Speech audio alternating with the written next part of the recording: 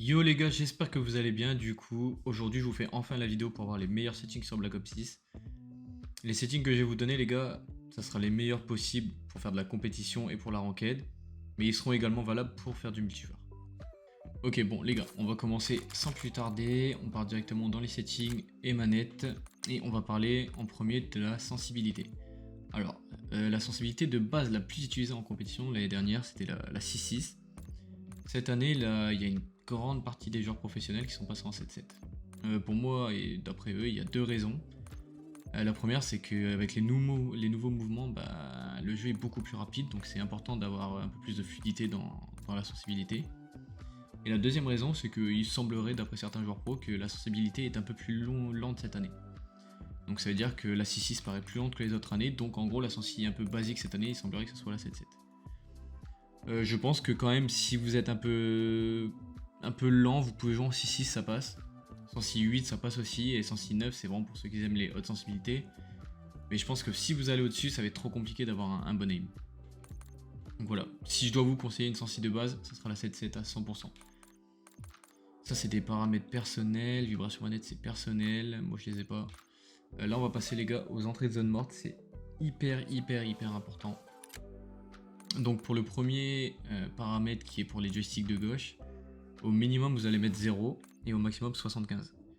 Avec ces deux settings là, ça va vous permettre de courir tout simplement plus facilement. C'est-à-dire que le mouvement va être détecté plus vite, c'est-à-dire qu'il va y avoir moins de délai quand vous allez vouloir accélérer avec votre personnage. Pour le joystick droit, alors là c'est le joystick droit, c'est celui pour viser. On va parler dans le cas où votre manette est nickel, il n'y a aucun stick drift. Au minimum, je vous conseille de mettre 3 ou 4. C'est à vous de tester les gars, c'est les préférences personnelles. De toute façon, honnêtement, ça va pas changer grand chose. Mais du coup, vous mettez 3 au minimum et surtout 99 au maximum, ça vous y touchez pas du tout. Voilà, je vais vous parler dans le cas où votre manette est un peu abîmée et que vous avez possiblement du stick drift dessus.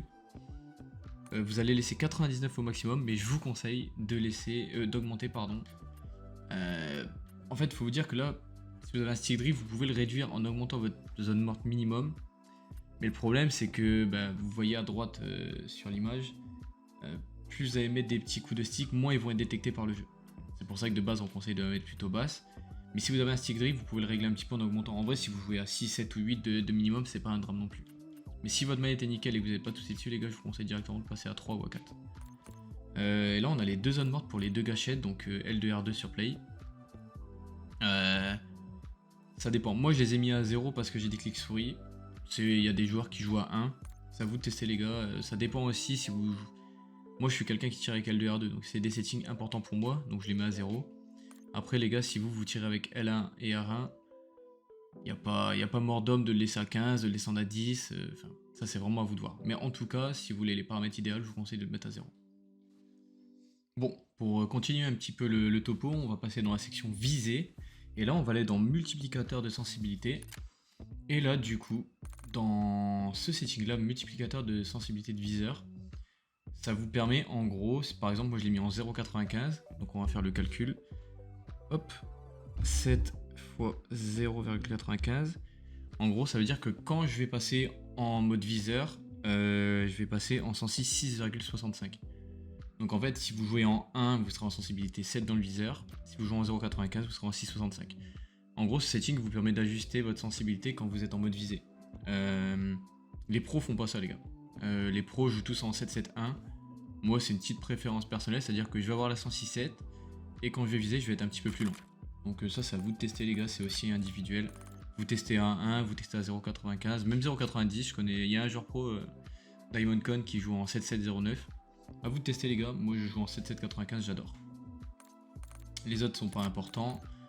Là, il va y avoir des choses importantes. Donc, dans paramètres avancés de visée, les gars, le plus important, on va se mettre en dynamique. Ça, c'est la base sur tous les Call of Duty, les gars. Ce setting, c'est un des plus importants pour l'aim assist. La courbe de réponse de visée, on va la laisser à 1, les gars. Il y a beaucoup de mecs sur Twitter qui conseillent de la descendre. Il faut savoir que cette courbe, si vous la descendez à 0, pour l'aim assist, ça sera l'équivalent de linéaire. Et sachant que vraiment dynamique, c'est la meilleure à 100%, les gars, on la laisse à 1. Vous pouvez me faire confiance, on n'y touche pas. Là, on laisse progressivement et ça, on n'y touche pas. Bien sûr, on active l'aide à la visée de cible, sinon c'est qu'on va avoir un petit problème. Là-dedans, il y a des choses à toucher un peu. Il me semble que c'est ce setting là, il me semble. On va réinitialiser l'option. Ok, c'est ça. Par défaut, elle est avec. Celle-ci, vous la mettez à 100. Et ça sera tout dans cette section. Ensuite, on va passer au déplacement. Alors là, il y a deux trucs. Là, il y a deux trucs. Alors, soit vous activez l'assistance au sprint en mettant juste avec, c'est-à-dire que ça va pas vous faire courir, mais ça va vous aider à avoir le sprint normal. Soit vous activez l'assistance au sprint tactique, et en gros, votre arme va se lever directement quand vous courez. Alors, moi je joue seulement avec le avec, parce que ça me permet d'avoir un peu plus de contrôle dans mes mouvements et dans ma manière de me déplacer. Si vous êtes quelqu'un de pas à l'aise avec les mouvements sur le jeu, je vous conseille de mettre le dernier. Ce sera beaucoup plus facile pour vous d'avoir des bons mouvements et d'activer votre sprint. Pareil les gars, ça c'est quoi qu'il arrive, un des deux faut l'activer. Je pense que celui-ci il est bien pour les personnes qui sont entre guillemets douées avec les mouvements et celui-ci pour ceux qui sont un petit peu en galère. Donc du coup, ensuite l'assistance au franchissement il doit être comme ça par défaut, comme ça par défaut. Ça les gars il faut le laisser, c'est-à-dire que en fait quand vous allez vous mettre dans un corner, votre arme va se baisser. Ça va vous permettre de ne pas avoir votre arme qui dépasse quand vous faites un corner dans une maison, etc. C'est hyper intéressant. Alors là, on a un autre setting hyper important. Alors. Soit je vous conseille. Il y a un joueur pro, je sais pas si les autres ils le font, Celium, qui est pas loin d'être le meilleur joueur de la ligue, qui joue en glissé uniquement. C'est-à-dire que vous n'aurez pas de plongeon dans vos mécaniques. Vous aurez que les slides. Soit si vous êtes quelqu'un d'un peu mécanique, vous jouez en hybride. C'est-à-dire que là, avec vos mouvements, vous pourrez avoir les slides et les plongeons. Sachant que les plongeons, ça reste quand même une bonne mécanique dans cet opus, vu que vous pouvez tirer en plein plongeon. Moi, je joue en hybride parce que j'ai réussi à m'habituer. À vous de voir si vous avez arrivé à maîtriser les mouvements en hybride. Sinon, si vous voulez pas de galère, les gars, pour pas confondre les plongeons et les slides, vous jouez simplement en glissé uniquement, sachant que les slides c'est plus important que les plongeons.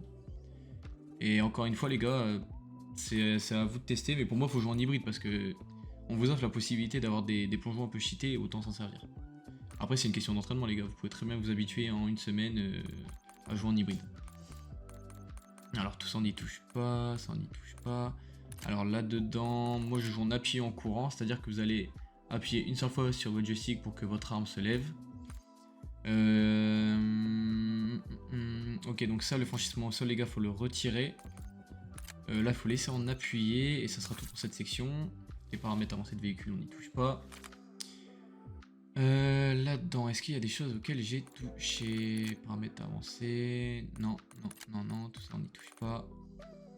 Non, du coup les gars, c'est bon pour la partie manette. Si vous avez des questions, n'hésitez pas à me les poser dans les commentaires ou sur mon Twitter, vous avez tout ce qu'il faut pour me contacter. Hop, sans plus attendre, on va passer à la partie graphisme. Donc là, c'est surtout pour les personnes qui sont sur PC. D'un point de vue compétitif, les gars, il va falloir mettre tous les settings en low. C'est simple, il n'y a pas plus facile. Si vous avez cette option, vous la mettez en activer plus boost. Ça, on n'est pas obligé d'y toucher. Vous pouvez copier mes settings graphiques, hein, ils sont pas mal. Vous pouvez mettre 0 au premier plan. Ici, on met en native. Pour la qualité, les gars, hyper important, on va laisser la résolution de rendu à 100. On va activer Fidelity Cast, pardon. Fidelity Cast qu'il faut activer. Alors, je comprends pas pourquoi j'ai autant de settings qui sont apparus. Mais on va dire que on va laisser ça comme ça. Je sais pas d'où ça vient, mais en tout cas, les gars, le Fidelity Cast, les gars, on le met à 100. Par défaut, il est peut-être à 50, je crois, on le met à 100, les gars. Ça permet d'avoir une bonne qualité d'image en gardant une bonne dose de FPS. Alors. 100, vous pouvez la mettre à 80 ou 90, c'est pas très important. Alors là, les gars, pour les settings, on va faire un truc simple. Vous allez aller dans préconfiguration graphique, vous allez mettre minimum. Vous allez remettre à 100 la résolution de rendu. Vous activez Fidelity Cast et vous le mettez à 100. Ensuite, hop, on descend. Ça, on le met en faible. Ça, on le met en faible. Et le reste, normalement, ça devrait suivre. C'est les settings. Votre jeu va être forcément moins beau. Et vous allez forcément avoir une meilleure fluidité. Et si vous avez un bon PC, plus de FPS. On va passer tout de suite dans la section vue. Le champ de vision, les gars, je vous conseille de jouer entre 100 à 105. On n'est pas sur Warzone, les gars, hein, c'est le mode multijoueur, donc jouer à 120, c'est trop. Vous testez, les gars, entre 100 et 105, vous voyez ce qui vous plaît le plus. Moi, je joue entre les deux, je suis à 103. Prédéfini, c'est hyper important. Pareil, on laisse prédéfini parce que si vous mettez indépendant, votre arme va avoir, il va y avoir un zoom énorme quand vous allez viser. Le champ vision de l'arme, on va le mettre en large. Par défaut, il doit être en par défaut. Vous le mettez en large, les gars. Ça, c'est tout simplement, ça va vous permettre d'avoir une meilleure visibilité sur votre écran. Votre arme va être vue de plus loin, donc elle va apparaître en plus petit sur votre écran. Alors que si vous la mettez en par défaut, votre arme va prendre en tout cas une place plutôt importante sur votre écran. Donc ça, on met large. Flou de caméra, on retire. Flou de mouvement d'arme, on retire. Tout ça, on les met à 50%. Ça, c'est hyper important, les gars. Si vous voulez vraiment avoir une... C'est là, si vous allez vous déplacer, ou il va y avoir du flou sur votre arme, du flou quand vous allez tourner sur vous-même, c'est horrible à jouer. Il faut vraiment enlever les deux settings là. Pour finir, les gars, il y a les paramètres audio. Alors, on va mettre le volume de la musique du jeu à 0, sauf si vous êtes fan de la musique du menu. Bon, moi je l'aimais bien, mais bon, l'entendre tous les jours, c'est un enfer. Vous mettez la volume des cinématiques à 0 et vous allez laisser, vous pouvez mettre à 100 le volume des dialogues et le volume des effets. Ça c'est bon, stéréo on laisse. Mixage audio, les gars, je vous conseille le booster de basse casque. Pour l'instant, je joue avec ça et j'aime bien. Hop là, il n'y a rien d'important là-dedans. Ça c'est le bruit des hitmarkers. Chat vocal, on s'en fout. Là, c'est vraiment la dernière partie, les gars. Ça va être pour l'interface.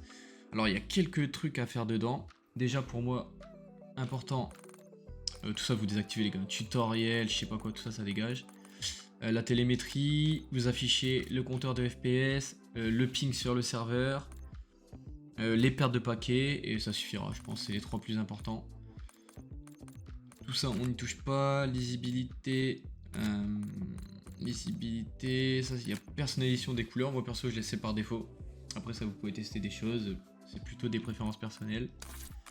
Et pour finir, les gars, l'ATH du jeu, donc c'est ce qui apparaît sur votre écran quand vous jouez, donc la minimap, le score, vos streaks, les munitions. Alors, limite de l'ATH, les gars, il va falloir le mettre au minimum. Donc vous voyez, la zone de base, elle est au bord de l'écran. Là, vous allez la rapprocher au maximum du centre de l'écran. Ce qui fait que quand vous allez jouer et vous la regardez votre minimap, vous aurez moins haut à regarder.